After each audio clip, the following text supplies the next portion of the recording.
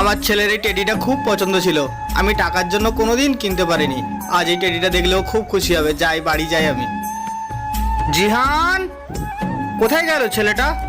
এখানে নেই তো। জিহান, কোথায় গেলে?